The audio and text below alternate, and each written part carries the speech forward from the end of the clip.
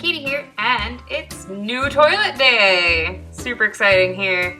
To kind of regret not wearing gloves for this process, because it was gross. Well, not like sewage gross. Gross. It was dusty, dirty, gross. Just like hard water, slimy, gross. Not slimy. Anyway, it was gross. I didn't wear gloves. I washed my hands a lot. Got the new toilet out of the box and realized that the floor wasn't level. So we decided to lay down a new patch of concrete to help level it out. Thrilling. Yep. Smoothing out concrete.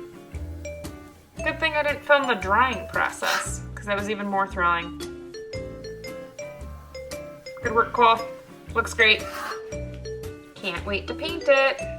Stay tuned for that video. Thanks so much for watching. Have a great day.